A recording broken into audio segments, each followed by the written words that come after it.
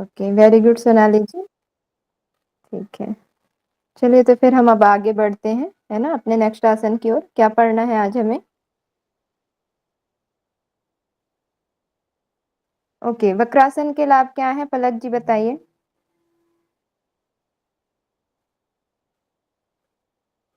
पलक जी, वक्रासन के लाभ बताइए।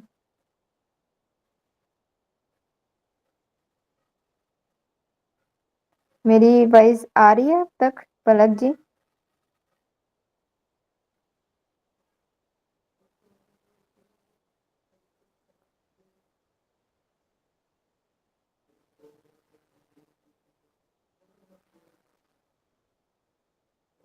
मैम ओके, उन्होंने क्या बोल रहे मैसेज डाला कि वो बाहर आएगी तब बोलेंगे। हैं? ओके, लाइब्रेरी में है आप? हाँ उन्होंने मैसेज डाला है।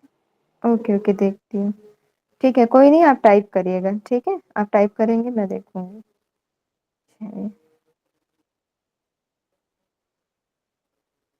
चलिए, स्क्रीन शेयर हो रही है कि नहीं बताइएगा ना।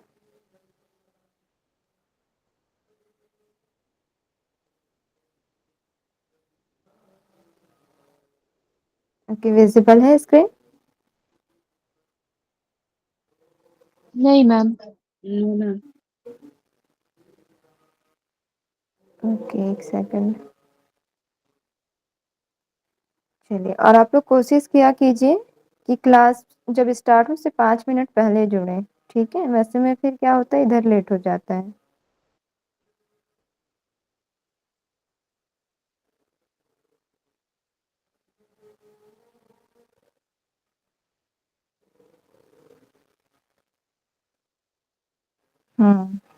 ठीक है पलक जी। ओके, अभी शेयर हो रही है मेरी स्क्रीन? Yes ma'am. ओके, कौन से पोस्चर के आसन करने हैं आज हमें?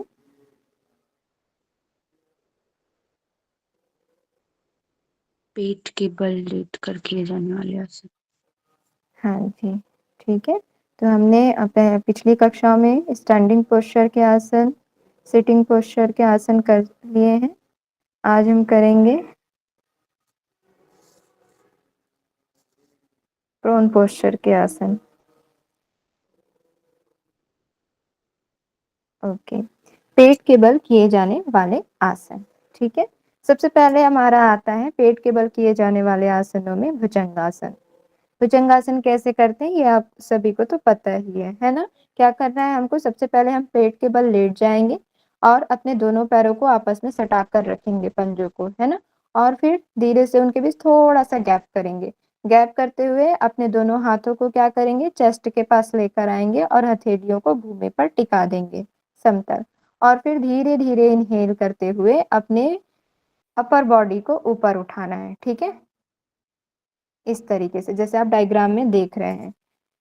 अपर बॉडी ऊपर उठाना है और उसके बाद धीरे से अपने सिर को पीछे की ओर इस तरीके से टर्न कर देना है। यथाशक्ति होल्ड करना है और फिर धीरे धीरे वापस आ जाना है, ठीक है। इसे ही हम क्या कहते हैं, भुजंगासन कहते हैं। इसकी क्या विशेषता यहाँ पर बताई गई है, हमारी जो सजगता होनी चाहिए या जो ध्यान होना चाहिए वो किस पर होना चाहिए, स्वादिष्ठान चक्र पर ध्यान लगाना चाहिए। और कौन कौन से आसनों में बताया गया स्वादिष्ठान चक्र? पादहस्तासन, सुप्त वज्रासन। सुप्त वज्रासन में स्वादिष्ठान चक्र पर नहीं है वहां पर। मैम उसमें 3 चक्र है ना, आई थिंक स्वादिष्ठान, अनाहत और विसुप्ति चक्र। ना ना, सुप्त वज्रासन में केवल हम लगाएंगे अनाहत चक्र और विशुद्धि चक्र पर।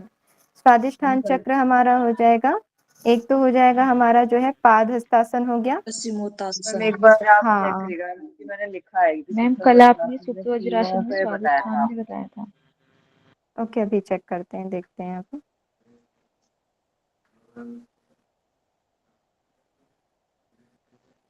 सुप्त वज्रासन, हाँ जी हाँ जी, ठीक है। ओके ओके, आप लोग राइट है, स्वादिष्ठान, अनाहत और विशुद्धि। मुझे ये दोनों ही याद आ रहे थे, अनाहत और विशुद्धि, ठीक है, स्वादिष्ठान, अनाहत और विशुद्धि, वेरी गुड। ठीक है, और कौन कौन सा हो गया, पादहस्तासन हो गया, पश्चिमोत्तानासन और हाँ, पश्चिमोत्तानासन, और ये हो गया भुजंगासन, ठीक है। तो जो कॉमन है उसको याद रखेंगे, है ना। ठीक है, भुजंगासन में भी हमको स्वादिष्ठान चक्र पर ध्यान लगाना है। सीमाएं क्या बताई गई हैं? जिनको पेप्टिक अल्सर हो और हर्निया और टीबी की प्रॉब्लम हो, है ना, तपेदिक रोग जिसे हो, उन्हें नहीं करना है। ठीक है, लाभ क्या होगा? पाचन क्रिया तेज करेगा, डाइजेस्टिव सिस्टम को स्ट्रांग करेगा, जननांग पुष्ट करेगा, जेनाइटल ऑर्गन को भी पुष्ट करेगा, और स्लीप डिस्क को संबंधी जिसको प्रॉब्लम है उसमें भी ये लाभदायक है भुजंगासन। तीन चीजें, पाचन क्रिया, जननांग को पुष्ट करेगा और स्लीप डिस्क में लाभदायक है भुजंगासन। ठीक है, और किनको नहीं करना है? तो पेप्टिक अल्सर जिनको है और हर्निया, और साथ ही साथ जिनको टीबी है ना, इन तीनों से संबंधित जिनको समस्या है वो भुजंगासन नहीं करेंगे। ठीक है, तो देखिए हम जब थेराप्यूटिक योगा पढ़ेंगे वहां पर, तो हम क्या पढ़ेंगे? वहां पर डिसीज को पढ़ेंगे, और डिसीज के अकॉर्डिंग हमको कौन सा आसन करना है और कौन सा नहीं करना है वो चीजें यहाँ पर पढ़ेंगे। ठीक है, वहां पर। और अभी हम यहाँ पर क्या पढ़ रहे हैं? आसनों को पढ़ रहे हैं। तो आसनों के अनुसार हमको किन डिसीज पर क्या आसन करना है और क्या नहीं करना है। ठीक है, तो ये दोनों जो है कोरिलेट करते हुए पढ़ेंगे। जब आप उसको पढ़ेंगे ना तो ये सारी चीजें आपको याद आएगी कि हाँ, हमने इस आसन पे ये बेनिफिट पढ़ा था, तो इस डिसीज पर ये हमको नहीं करना है। तो आप इसको अगर अच्छे से याद करेंगे तो वहां पर आपको आसानी होगा। ठीक है, तो इसको अच्छे से याद रखिएगा, सभी के लाभ और किनको करना है किनको नहीं करना है, सजगता कहाँ पर हमको रखनी है, ये चीजें। ओके, नेक्स्ट आते हैं हम शलभासन। शलभासन कैसे करते हैं बताइए आप लोग। हम पेट के बल लेट जाएंगे और हम्म दोनों जो हमारी हथेलियां हैं उनको जंघाओं के नीचे रखेंगे। चिन्ह हमारी हम्म मैट पर लगी रहनी चाहिए और सांस भरते हुए दोनों दोनों पैरों को बिना घुटना मोड़े ऊपर की तरफ उठाएंगे सांस भरते हुए। और जब तक हो ठीक है, सकता है बोलते रहेंगे, उसके बाद सांस छोड़ते हुए नीचे ले आएंगे। ओके, वेरी गुड, ठीक है, बहुत बढ़िया। और इसको क्या करते हैं हम? पहले जब स्टार्टिंग में करते हैं, जो बिगनर्स हैं तो पहले एक पैरों से करवाते हैं, है ना, और जो जब उनका अभ्यास दृढ़ अर्धशलभासन। होता है, हाँ, अर्ध शलभासन 1 by 1 उठवाते हैं। ठीक है, और जब वो दृढ़ हो जाता है अभ्यास तो फिर दोनों पैरों को एक साथ कराते हैं। इसमें विशेषता क्या बताई गई है हमको? कि विशुद्धि चक्र पर हमको ध्यान लगाना है। ठीक है, विशुद्धि चक्र पर ध्यान और कहाँ लगाने के लिए कहा गया है? उम, पर्वतासन। हाँ, और हस्तोत्तानासन और पर्वतासन। ठीक है, और अर्ध चक्रासन में भी आता है ना विशुद्धि चक्र पर ध्यान लगाने के लिए। वहां पर जब जो हम, मणिपुर मणिपुर चक्र होता है हिस्सा है। ठीक है,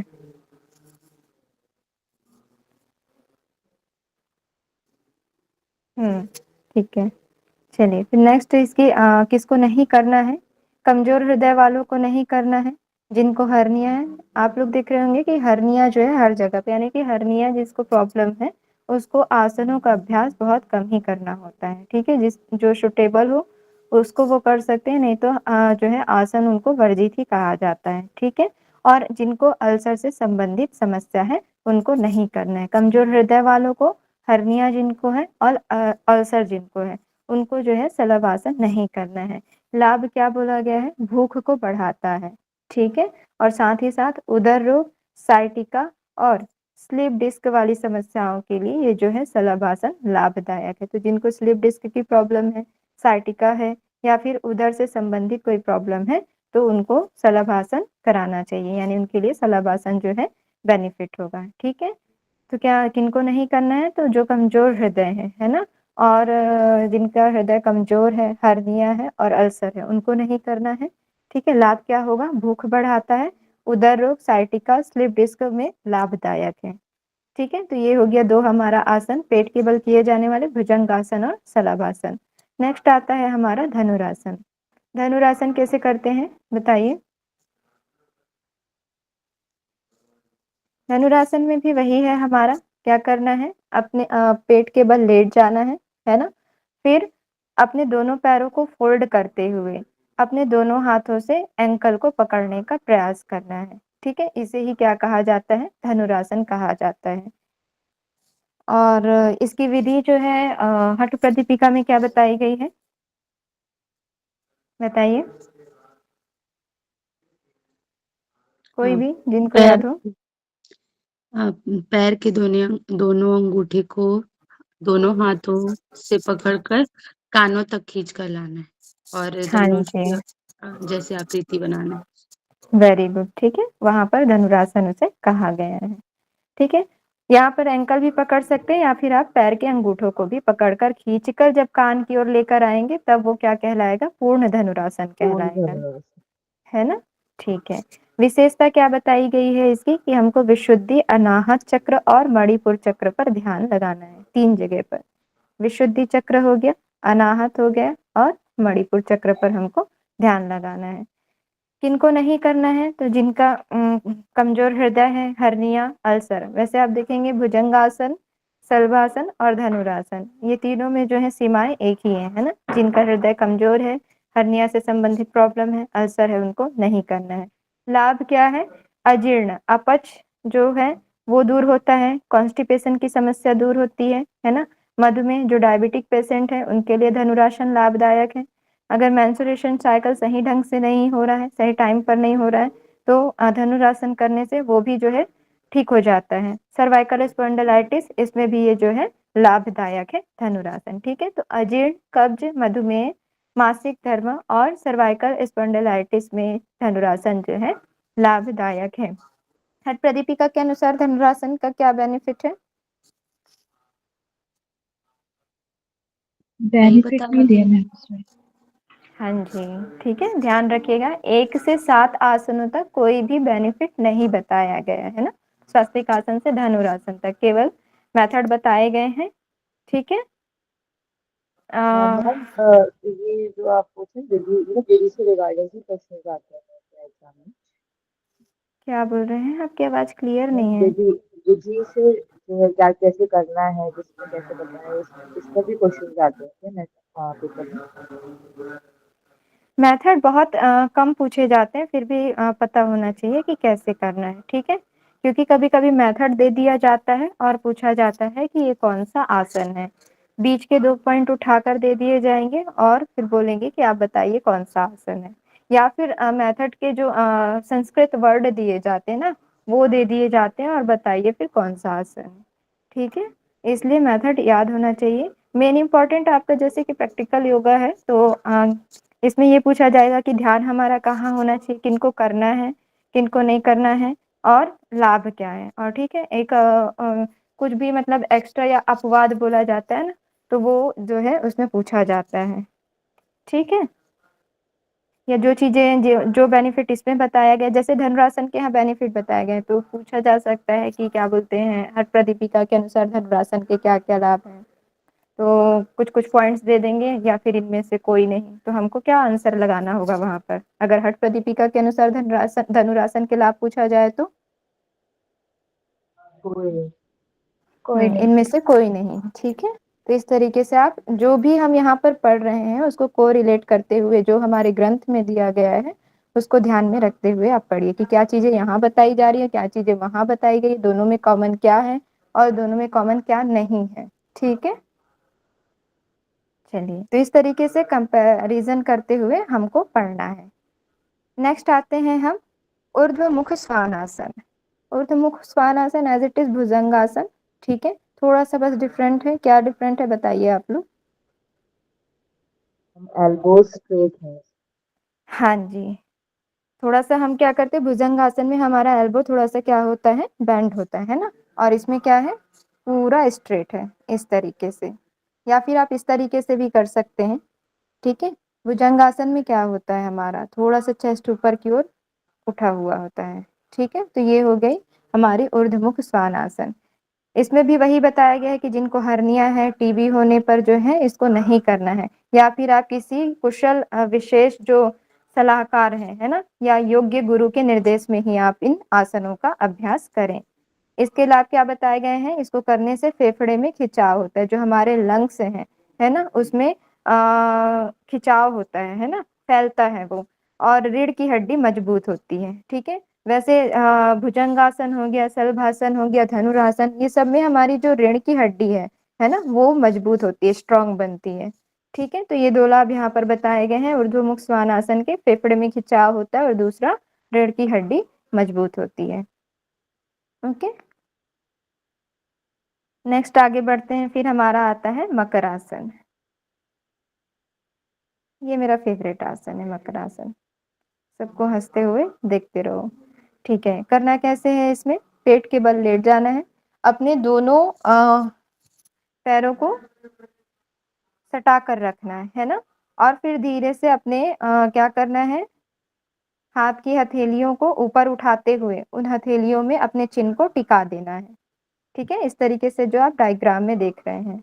एक मकर आसन क्या करते हैं, भूमि पर ही हाथ की हथेलियों को रखते हैं एक दूसरे के ऊपर और उस पर अपने फोरहेड को रख देते हैं। ठीक है, ये दो प्रकार से यहाँ पर बताया गया है, लेकिन मैम अप्रोप्रिएट इसको वही है। सहज मकरासन भी बोला जाता है ना, या धनुरासन? ये धनुरासन नहीं होगा ना, धनुरासन तो हम अपने एंकल को पकड़ेंगे। भुजंगासन, भुजंगासन सहज हस्त भुजंगासन भी बोला जाता है इस आसन को। अच्छा अच्छा, ठीक है। और एक मकरासन ये होता है ना कि हम उसमें हाथ की हथेलियों में रखकर फिर आराम से उस पर लेट जाते हैं अपने सिर को रखकर, वो भी है एक मकर आसन। ठीक है, क्लियर है ना दोनों चीजें? Yes ma'am. ये तो ओके, विशेषता यहाँ पर क्या बताई गई, यहाँ पर भी हमको मणिपुर चक्र पर ध्यान लगाना है। दृष्टि कहाँ होनी चाहिए, नासिकाग्र दृष्टि होनी चाहिए, और श्वसन की जो गति है वो सामान्य होनी चाहिए। ठीक है, सामान्य इनहेल एक्सेल करते रहना है हमको, दृष्टि नासिकाग्र दृष्टि होनी है और मणिपुर चक्र पर ध्यान लगाना है। सीमाएं क्या बताई गई हैं, जिनको अस्थमा है या फेफड़े से संबंधित कुछ रोग है, पीठ दर्द वाले रोगी को दर्द होने पर इसको नहीं करना है। ठीक है, जिनको पीठ से संबंधित समस्याएं हैं, दर्द हो रहा है तो उनको नहीं करना है। ठीक है, और जिनको अस्थमा है और फेफड़े से संबंधित कुछ प्रॉब्लम है तो उनको भी नहीं करना है। लाभ इसके बताए गए हैं, स्लिप डिस्क, साइटिका, पीठ के निचले भाग में अगर दर्द हो तो उसमें भी आराम मिलता है। ठीक है, स्लिप डिस्क के प्रॉब्लम में, साइटिका में लाभदायक है, और पीठ के निचले भाग में भी अगर दर्द हो तो उसमें भी ये जो है आरामदायक है। ठीक है, मकर आसन। ओके, वैसे मकर आसन रिलैक्सेशन पोज में आता है। ठीक है, तो क्लियर है ये पांचों, भुजंगासन, शलभासन, धनुरासन, फिर क्या था, धनुरासन के बाद हमने क्या देखा, ऊर्ध्वमुख श्वानासन, है ना, और फिर मकर आसन। तो प्रॉन पोस्चर के आसन में ये 5 आसन दिए गए हैं। ठीक है, आगे बढ़ते हैं, फिर हम पीठ के बल किए जाने वाले आसन यानी कि सुपाइन पोस्चर के आसन देखते हैं। सबसे पहले आता है हमारा हलासन। कैसे करते हैं हलासन, बताइए?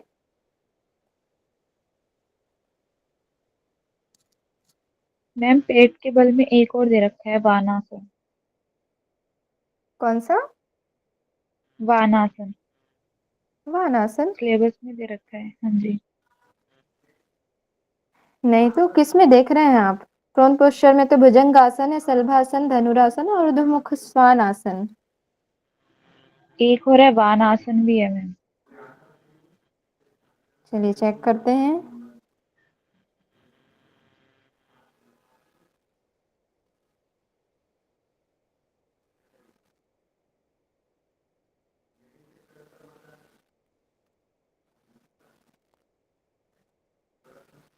कहाँ है, हाँ ये रहा।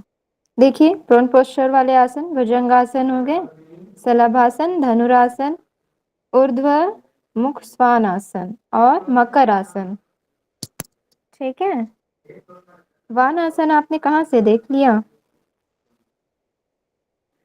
किसने सिलेबस कहा में अभी? दे रखा है मैम। अभी के सिलेबस में? हाँ जी मैम।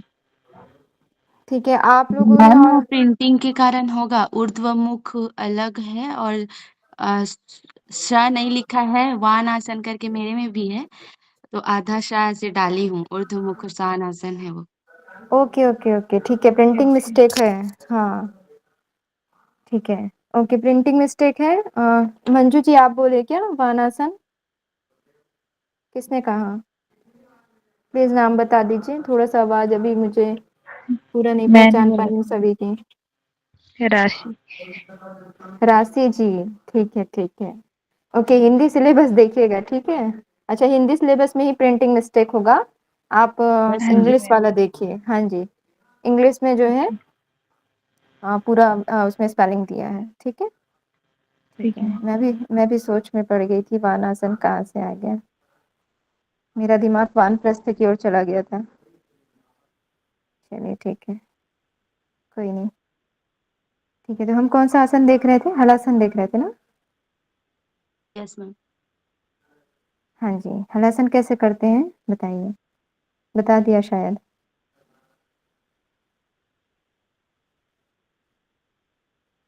नहीं बताए ना हलासन। ओके, क्या करना है हमको? हम जो है इसमें सुपाइन पोस्चर में, यानी कि पीठ के बल लेट जाएंगे। पीठ के बल लेट जाने के पश्चात हम क्या करेंगे? अपने पैरों को फोल्ड करेंगे। पैरों को फोल्ड करने के बाद क्या करना है हमको? सर्वांगासन वाली स्थिति में आना है। पता है ना सभी को सर्वांगासन कैसे करते हैं? ठीक है, यस मैम। हाँ जी। वहां से फिर जाने के बाद धीरे धीरे अपने पैरों को अपोजिट डायरेक्शन में हमको मोड़ देना है, और मोड़ते हुए पैर के उंगलियों को भूमि पर टिका देना है। ठीक है, ये हम लेटे हैं सुपाइन पोस्चर में। सुपाइन पोस्चर में लेटने के बाद हमारे पैरों को हम फोल्ड करेंगे। ठीक है, फोल्ड करने के बाद 90 डिग्री में हम उठा देंगे सर्वांगासन में। फिर जो जिनका अभ्यास दृढ़ है वो डायरेक्ट हलासन में लेकर आ जाएंगे, है ना। और जिनका अभ्यास दृढ़ नहीं है वो अपने हाथों से पहले अपने बैक को सपोर्ट देंगे। सपोर्ट देते हुए पैरों को पीछे की ओर लेकर जाएंगे, है ना। चाहे तो आप पंजों को पूरा टिका सकते हैं या फिर पैर की उंगलियों को भूमि पर टिका सकते हैं। फिर बैक से हाथों को हटाते हुए हाथों को इस तरीके से फैलाकर आप आपस में पकड़ सकते हैं, जैसे कि इस डायग्राम में शो हो रहा है। ठीक है, क्लियर है हलासन? यथाशक्ति हमको होल्ड करके रखना है और उसके बाद धीरे धीरे अपनी प्रारंभिक अवस्था में वापस आ जाना है और विश्राम करना है। ठीक है, विशेषता क्या बताई गई है इसकी? मणिपुर या विशुद्धि चक्र पर हमको ध्यान लगाना। आप चाहे तो मणिपुर चक्र पर ध्यान लगाएं या फिर विशुद्धि चक्र पर ध्यान लगाएं। किनको नहीं करना है? तो हर्निया तो पहले ही है ना। जिनको हर्निया है, स्लिप डिस्क है, साइटिका है और उच्च रक्तचाप है, यानी कि हाई ब्लड प्रेशर है जिनका, उनको नहीं करना है। ठीक है, जिनकी बीपी बढ़ी हुई है उनको नहीं करना है। स्लिप डिस्क, साइटिका उनको नहीं करना है ना। और जिनको हर्निया है उनको नहीं करना है। ठीक है, लाभ लाभ क्या होगा? इंसुलिन के उत्पादन में वृद्धि होगी। इंसुलिन के उत्पादन में वृद्धि होगी अर्थात कौन से पेशेंट के लिए ये लाभदायक है बताइए? डायबिटीज। डायबिटीज। हाँ डायबिटीज। जी, ठीक है, बहुत बढ़िया। अनुकंपी तंत्रिका तंत्र के कार्य में सुधार होता है, अर्थात जो हमारा सिंपैथेटिक नर्वस सिस्टम है उसके कार्य प्रणाली में भी सुधार होती है ना। यानी कि वो जो नर्वस सिस्टम है वो ठीक से कार्य करने लगता है। तीसरा यहाँ बताया गया है कि जिनको दमा है, ब्रोंकाइटिस है, कब्ज है, कॉन्स्टिपेशन है ना, यकृत से संबंधित कोई प्रॉब्लम है या मेंस्ट्रुएशन साइकिल प्रॉब्लम है, तो उसमें भी हलासन जो है लाभदायक है। ठीक है, तो क्या क्या है? इंसुलिन के उत्पादन में वृद्धि करती है, सिंपैथेटिक नर्वस सिस्टम को स्ट्रांग बनाती है, और दमा, ब्रोंकाइटिस, कब्ज, यकृत शोथ यानी कि यकृत की, लीवर की शुद्धि करती है, और साथ ही साथ मेंस्ट्रुएशन साइकिल संबंधित प्रॉब्लम को भी दूर करती है हलासन। ठीक है, क्लियर है ये? नोट डाउन करते जाइएगा, मैं पूछूंगी कल। ठीक है, फिर आते हैं नेक्स्ट आसन है हमारा चक्रासन। कैसे करते हैं चक्रासन बताइए? एक हमने देखा था स्टैंडिंग पोस्चर में अर्ध चक्रासन, है ना। अब ये यहाँ पर आ गया चक्रासन, जिसको हम सुपाइन पोस्चर में करते हैं, यानी कि पीठ के बल हमको लेट जाना है, पैरों को फोल्ड करना है। पैरों को फोल्ड करने के पश्चात अपने हाथों को मोड़कर हथेलियों को जमीन पर अच्छे से टिका देना है, और उसके बाद अपने पीठ वाले भाग को ऊपर की ओर उठा देना है, जैसे कि आप इसमें देख रहे हैं। ठीक है, अर्ध चक्रासन में भी क्या करते हैं? जब हम इसको क्या बोलते हैं, खड़े होकर भी कर सकते हैं, है ना। धीरे अर्ध चक्रासन किया और अर्ध चक्रासन से फिर वहीं से लोग जो है हाथों को पीछे करते हुए जो साधक गण है भूमि पर टिकाते हैं और खड़े होकर भी इसको कर सकते हैं। ठीक है, तो दोनों तरीके से किया जा सकता है। विशेषता यहाँ पर क्या बताई गई है? मणिपुर चक्र पर ध्यान लगाने के लिए कहा गया है। सीमाएं इसकी बताई गई कि जिसको गर्भावस्था है ना, गर्भावस्था के दौरान जो है महिलाओं को वर्जित बताया गया है। ठीक है, और साथ ही साथ जिसको स्लिप डिस्क वगैरह है ना, साइटिका से संबंधित प्रॉब्लम है, उनको भी नहीं करना है। ठीक है, स्त्री रोग में आराम देता है, लाभ बताए गए हैं इसके। तंत्रिका तंत्र, पाचन तंत्र और परिसंचरण तंत्र, ये तीनों में भी लाभदायक है। तंत्रिका तंत्र हो गए हमारे नर्वस सिस्टम, पाचन तंत्र हो गए हमारे डाइजेस्टिव सिस्टम, और परिसंचरण तंत्र हो गए हमारे सर्कुलेटरी सिस्टम, यानी कि जो पदार्थों को एक स्थान से दूसरे स्थान सर्कुलेट करता है बॉडी में। ठीक है, तो इन तीनों सिस्टम पर जो है अच्छे से कार्य करता है, यानी कि लाभदायक है। और साथ ही साथ श्वसन तंत्र की कार्य शक्ति को बढ़ाता है, यानी कि जो हमारे रेस्पिरेटरी सिस्टम है उसकी कार्य शक्ति को बढ़ाने का कार्य करता है चक्रासन। हार्मोन के स्त्राव को भी ये बढ़ाता है। तो 3 यहाँ पर विशेषताएं या लाभ इसकी बताई गई हैं। स्त्री रोग में लाभदायक है, तंत्रिका तंत्र, पाचन तंत्र, परिसंचरण तंत्र, श्वसन तंत्र की कार्य शक्ति को बढ़ाता है, और हार्मोन स्त्राव को भी ये वृद्धि करने का कार्य करता है चक्रासन। ठीक है, तो करना नहीं है कब, जब गर्भावस्था के दौरान इसको नहीं करना है। ठीक है, क्लियर है चक्रासन? Yes ma'am. नेक्स्ट आते हैं हम सर्वांगासन। सर्वांगासन हलासन के पूर्व की अवस्था है ना, जो अभी हमने देखा था। कैसे करना है, पीठ के बल लेट जाना है, पैरों को फोल्ड करना है, श्वास भरते हुए फिर 90 डिग्री पर उठाकर लेकर आना है, यथाशक्ति होल्ड करना है, और फिर धीरे से वापस चले जाना है। ठीक है, ये हो गया हमारा सर्वांगासन। आप डायग्राम में देख रहे हैं।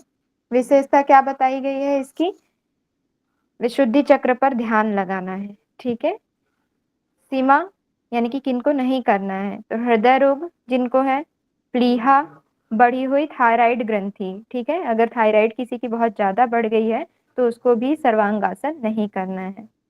लाभ क्या बताया गया है, मस्तिष्क में रक्त का संचार होता है। ठीक है, पूर्ण तरीके से रक्त के संचार को बढ़ाता है। सिर दर्द, दमा, मधुमेह, कोलाइटिस और थायराइड में लाभदायक है सर्वांगासन।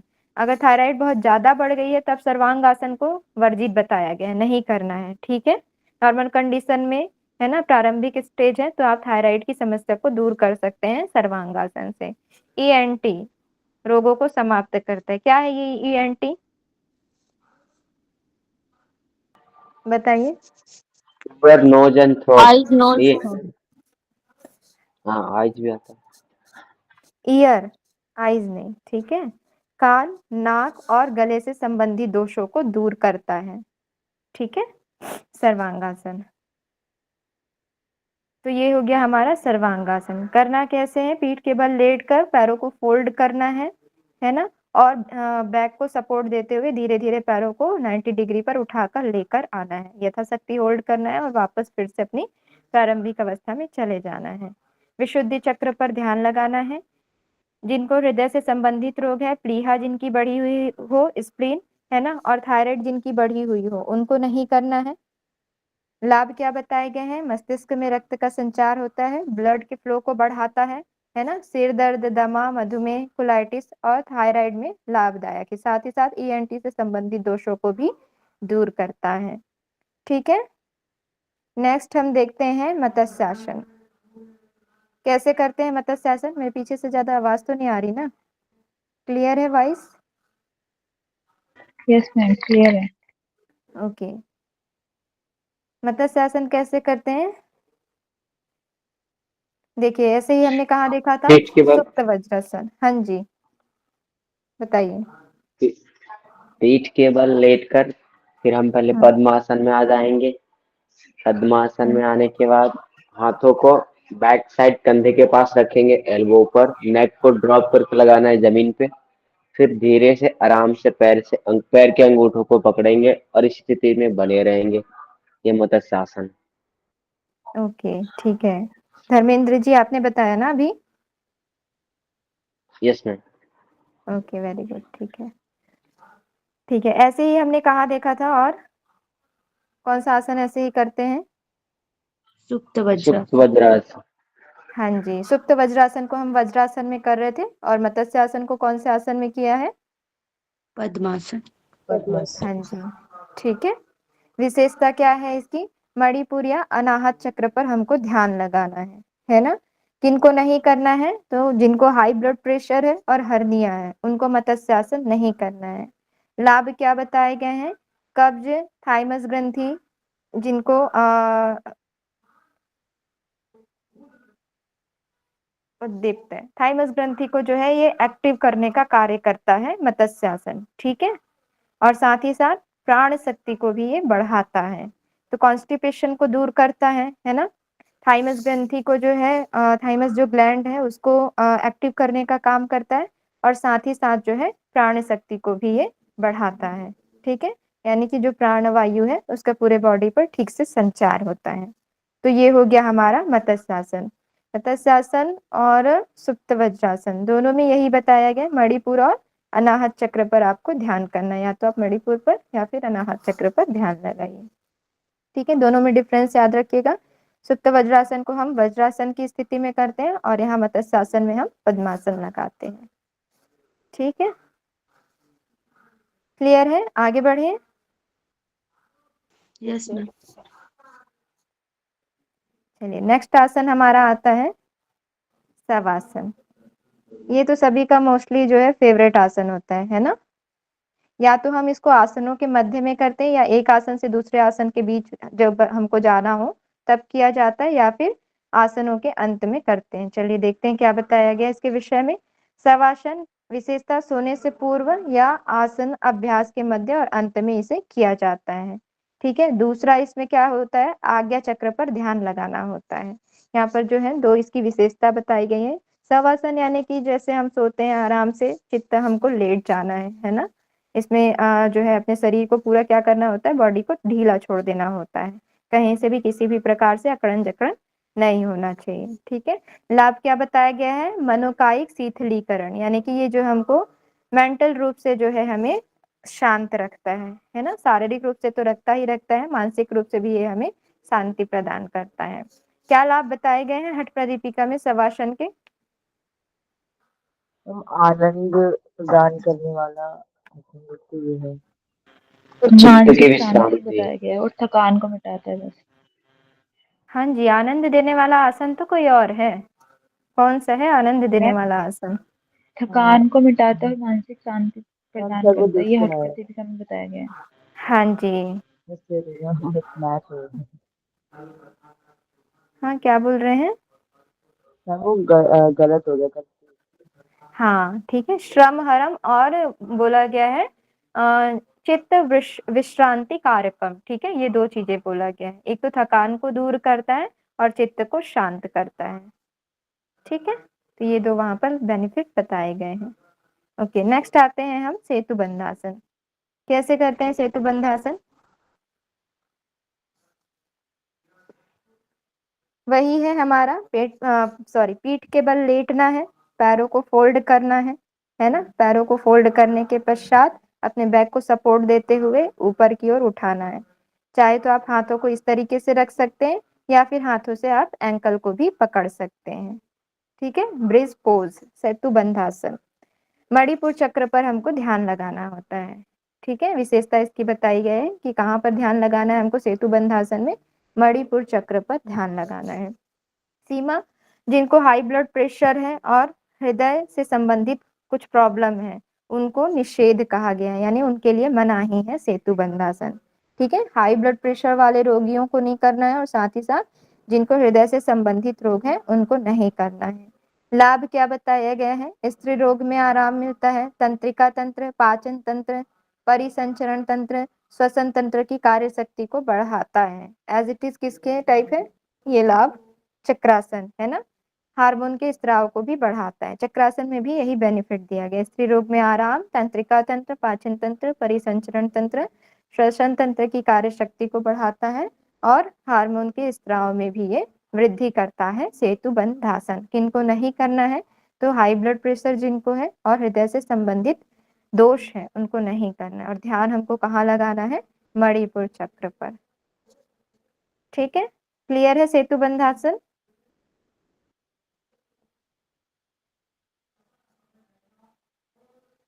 चलिए आगे फिर बढ़े, समय है हमारे पास तो बैलेंसिंग वाले आसन कर लें, टाइम तो है।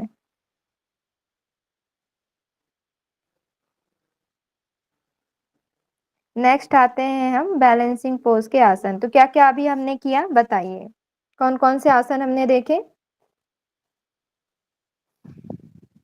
जल्दी बोलिए बैठ फिर कर हम किए जाने करेंगे। वाले आसन, हलासन, पेट के बल लेट के किए जाने वाले। अच्छा, शुरू बताना। हाँ पेट जी के हाँ बल जी। लेट कर किए जाने वाले आसन किए हैं। हम्म भुजंगासन, सलभासन, धनुरासन, ऊर्ध्वमुख श्वानासन हम्म और मकर आसन।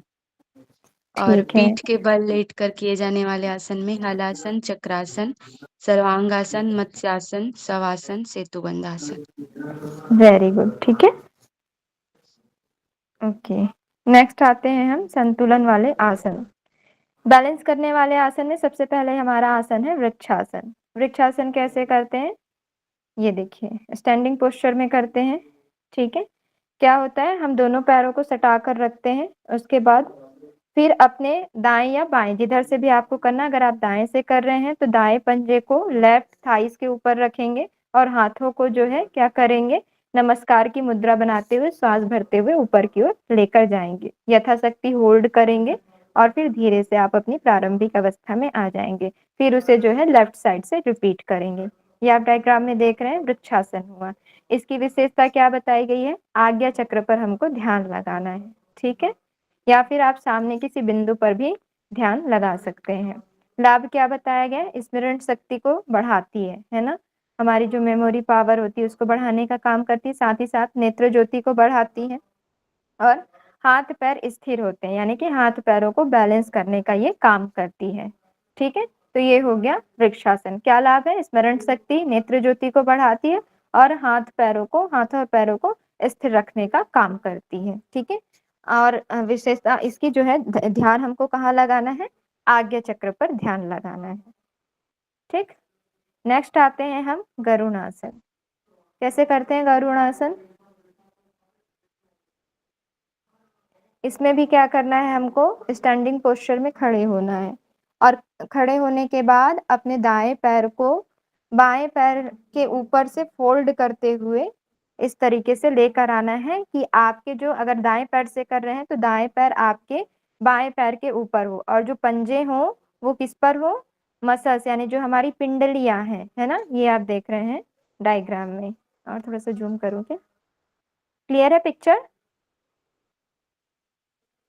यस मैम, ठीक है। तो इन्होंने देखिए क्या किया है, राइट साइड से किया है, राइट को जो है बाएं साइड से ऊपर घुमाते हुए इस तरीके से लेकर गए हैं। तो जो हमारा लेफ्ट थाइस है वो बाएं घुटने के ऊपर है ना, और फिर ये जो पंजा है, जो राइट साइड का जो पंजा है वो बाएं साइड के जो पिंडलियां हैं, जो काफ मसल्स है उसके ऊपर टिका दिया है इन्होंने। फिर उसके बाद क्या करना है, हाथों को इस तरीके से फोल्ड करना है कि जो हमारा अगर हम राइट साइड से कर रहे हैं तो राइट वाला जो हाथ है वो ऊपर की ओर हो और जो लेफ्ट एल्बो है वो नीचे की ओर हो और इसमें नमस्कार मुद्रा बनाना है, ठीक है। सामान्य इनहेल एक्सेल करना है यथाशक्ति होल्ड करते हुए, उसके बाद वापस अपने प्रारंभिक अवस्था में आना है और फिर यही प्रक्रिया जो है लेफ्ट साइड से भी पूर्ण करना है। तो इसे कहा जाता है गरुणासन, गरुण की आकृति बनानी है। विशेषता इसमें मूलाधार चक्र पर ध्यान लगाना है, ठीक है। मूलाधार चक्र पर पहला आसन है जहां पर मूलाधार चक्र पर ध्यान लगाने के लिए आया है, ठीक है। तो गरुण आसन में हमारा ध्यान होता है मूलाधार चक्र पर, ठीक है। लाभ क्या है इसके, तो पेशियां मजबूत होती है, मसल्स स्ट्रांग होते हैं, अंडकोश में वृद्धि होती है, जेनिटल ऑर्गन भी जो है स्ट्रांग होता है ना, तंत्रिका तंत्र पुष्ट होती है, साइटिका गठिया से संबंधित जो दोष हैं वो दूर होते हैं, उसमें लाभदायक है। पैर और भुजाओं को भी ये जो है लचीला बनाने का कार्य करता है गरुणासन, ठीक है। तो क्या क्या होता है इसके बेनिफिट, क्या क्या है, जो मसल्स हैं है ना उनको मजबूत करने का कार्य करती है, जेनाइटल ऑर्गन को भी स्ट्रांग बनाती है, तंत्रिका तंत्र को पुष्ट करने का कार्य करती है, जो हमारे नर्वस सिस्टम है वो भी स्ट्रांग होते हैं, यदि साइटिका की कोई समस्या है तो वो दूर होती है, आर्थराइटिस की प्रॉब्लम भी दूर हो जाती है, पैर और भुजाओं को भी ये लचीला बनाने का कार्य करता है गरुणासन, ठीक है। क्लियर है ये, आगे बढ़े। यस मैम, फिर आते हैं हम नमस्कार आसन। ये हम कहाँ पर करते हैं? सूर्य सूर्य नमस्कार। नमस्कार। नमस्कार। है ना? हाँ, बहुत बढ़िया। ठीक है। सूर्य नमस्कार की ये जो होती है प्रथम अवस्था होती है ना? इस पर हम जो है अनाहत चक्र पर ध्यान लगाते हैं। ठीक है। लाभ इसका क्या बताया गया है? शारीरिक और मानसिक एकाग्रता को ये बढ़ाती है। ठीक है। जो हमारा कंसंट्रेशन पावर है उसको इंक्रीज करने का काम करता है नमस्कार आसन। ज्यादा इसमें कुछ नहीं है। नेक्स्ट हम बढ़ते हैं अपने नेक्स्ट आसन की ओर, जो बताया गया है क्या है? टिट्टिभा आसन। कैसे करते हैं टिट्टिभा आसन? कैसे करते हैं? क्या करना है हमको? सबसे पहले इसमें खड़े होना है। खड़े होकर उसके बाद हमको जो है उखरू बैठ जाना है। ठीक है। उखरू बैठने के बाद क्या करना है? अपने दोनों हाथों की हथेलियों को जमीन पर अच्छे से टिका देना है। और जमीन पर टिकाने के बाद अपने जो राइट साइड का पैर है ना, उसको राइट भुजा यानी कि जो हमारा राइट आर्म है उस पर लेकर आना है। ठीक है। फिर बैलेंस बनाते हुए लेफ्ट लेग को लेफ्ट हाथ के ऊपर लेकर इस तरीके से आना है और बैलेंस बनाना है। ठीक है। थोड़ा सा ये एडवांस लेवल में आ जाता है। जैसे कि कई लोग क्या करते हैं, इसको बकासन करते हैं और बकासन के बाद सीधे इस आसन में आते हैं, है ना? ठीक है। तो वैसे भी कर सकते हैं और इस तरीके से अपने हाथों को टिका कर भी कर सकते हैं। ठीक है। क्लियर है आप लोग को टिट्टिभासन की? और बताऊं एक बार? मेरी आवाज आ ओके रही है? मैम। हाँ जी, धर्मेंद्र जी क्या बोल रहे हैं? क्लियर है मैम। ओके, ठीक है। सेम इसी की तरह ना एक और भी आसन है, द्विहस्त भुजासन। इसमें क्या है, ये जो हमारे पैर है वो एकदम स्ट्रेट है ना? थोड़े से इसमें ये थोड़े से डाउनवर्ड में होते हैं, इस तरीके से होते हैं। ठीक है। द्विहस्त भुजासन में थोड़े से ये जो हमारे पैर हैं वो नीचे की ओर थोड़े से झुके हुए होते हैं। ठीक है। तो ये याद रखेंगे। क्या बेनिफिट है इसके? तो हड्डियां और मांसपेशियां जो है मजबूत होती हैं। ठीक है। यानी कि जो हमारे बोन है और जो मसल्स हैं वो स्ट्रांग होते हैं। शारीरिक, मानसिक और आध्यात्मिक बल में भी ये वृद्धि देता है। ठीक है। तो हड्डियां है ना, हमारे जो है मेरुदंड भी इसमें स्ट्रांग हो रहा है। हाथ के जो मसल्स हैं और जो बोन है वो भी स्ट्रांग हो रहे हैं। और पैर भी जो है, पैर की जो मांसपेशियां हैं और जो बोन है वो भी स्ट्रांग हो रहे हैं। ठीक है। तो ये सारी चीजें इसमें बताई गई और साथ ही साथ शारीरिक, मानसिक और आध्यात्मिक बल में भी वृद्धि होती है टिट्टिभा आसन, जो कि बैलेंस पोस्चर के आसन है। ठीक है। क्लियर है ये? Yes ma'am. चलिए नेक्स्ट आसन हम देखते हैं नटराज आसन। नटराज आसन कैसे करते हैं चलिए बताइए आप लोग। डायग्राम भी आप देख रहे हैं सामने, देखकर भी बता सकते हैं कैसे करना है नटराज आसन। सबसे पहले समय स्थिति में खड़े हो जाएंगे और हम्म। उसके बाद हम पहले बायां पैर या दाहिना पैर को बैक साइड से फोल्ड करेंगे, मोड़ेंगे और दाहिने हाथ को बैक साइड ले जा करके पैर के अंगूठे को ग्रैब करना है और ग्रैब करके धीरे धीरे ऊपर उठाएंगे और कंधे कंधे के रोटेशन के साथ, शोल्डर रोटेशन के साथ और वहां तक ऊपर ले जाएंगे जहां तक हमारा मैक्सिमम बेंडिंग और स्ट्रेचिंग के साथ हम होल्ड करके रख सकते हैं पैरों को। और धीरे धीरे आगे वाला हाथ मुद्रा में ऊपर और सीधा की ओर उठा के रखेंगे और एक पैरों पे बैलेंस बनाना है। ठीक है, बहुत बढ़िया नटराज आसन। धर्मेंद्र जी। हाँ ठीक है। तो क्या करना है, स्टैंडिंग पोस्चर में हमको खड़े होना है ना? पहले समावस्था में खड़े होना। समावस्था में खड़े होने के बाद राइट साइड से अपने पैरों को यानी कि फोल्ड करते हुए उसको पीछे से मोड़ते हुए इस तरीके से लेकर जाना है। ठीक है। और उसके बाद अपने राइट साइड का जो हैंड है उसको क्या करना है, इस तरीके से आगे बढ़ाते हुए ज्ञान की मुद्रा में रखना है। ठीक है। तो ये हो गया हमारा नटराज आसन। विशेषता क्या बताई गई है, आज्ञा चक्र पर इस पे ध्यान लगाना है और जिनको हाई ब्लड प्रेशर है उनको ये आसन नहीं करना है। ठीक है। तंत्रिका तंत्र में संतुलन और मानसिक एकाग्रता में वृद्धि करती है। नटराज आसन के क्या लाभ हैं, तो ये हमारे नर्वस सिस्टम को स्ट्रांग करता है। साथ ही साथ ये क्या करता है, मानसिक एकाग्रता को, कंसंट्रेशन पावर को बढ़ाने का कार्य करता है। ठीक है। और मोस्ट इम्पोर्टेंट इसमें हमको ध्यान कहाँ लगाना है, आज्ञा चक्र पर ध्यान लगाना है। और प्रारंभिक स्थिति में आपने ये जो हाथ किया है ना, ज्ञान की मुद्रा जो बनाई है, वहाँ पर भी आप अपने ध्यान को लगा सकते हैं। ठीक है, तो ये हो गया हमारा नटराज आसन। क्लियर है? Yes ma'am. नेक्स्ट देखते हैं। ओके, प्राणायाम है, तो ये हम अब नेक्स्ट क्लास में करेंगे। ठीक है, तो इस तरीके से हमारा जो ये टॉपिक था आसनों का, ये कंप्लीट हो गया है ना, जिसमें हमने क्या देखा, सबसे पहले स्टैंडिंग पोस्चर के आसन देखे, फिर सिटिंग पोस्चर वाले, फिर प्रोन पोस्चर, फिर सुपाइन पोस्चर और फिर बैलेंसिंग पोस्चर वाले आसन। ये 5 यहाँ पर टाइप बताए गए हैं आसनों के। ठीक है, तो ये वाला जो टॉपिक था वो हमारा कंप्लीट हो गया। क्लियर है सभी को? Yes ma'am. जी मैम। चलिए, आज हम अपनी क्लास को यहीं पर रोकते हैं। कोई डाउट हो तो आप पूछ सकते हैं।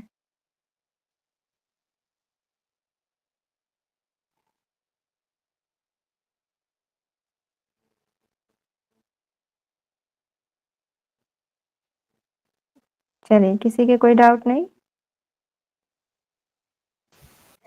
No ma'am. Hello ma'am, recording बंद कर दें क्या? हाँ जी, हाँ जी, बंद कर दीजिए। जी।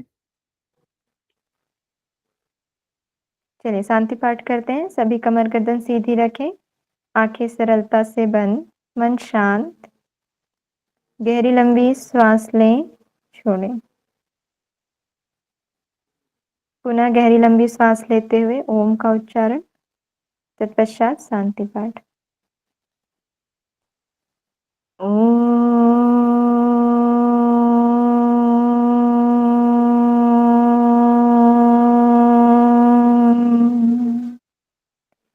सर्वे भवन्तु सुखिनः, सर्वे सन्तु निरामयः, सर्वे भद्राणि पश्यन्तु, मा कश्चित् दुःखभाग् भवेत्। ॐ शान्ति शान्ति शान्तिः। सर्वारिस्तष्टु शान्तिर्भवतु। अपने दोनों हाथों को आपस में रब करते हुए माता पिता, गुरुजनों और ईश्वर को प्रणाम करते हुए धीरे से अपनी आंखें खोलें, प्यारी सी मुस्कान के साथ। हरिओम सभी को, शुभ संध्या। चलिए।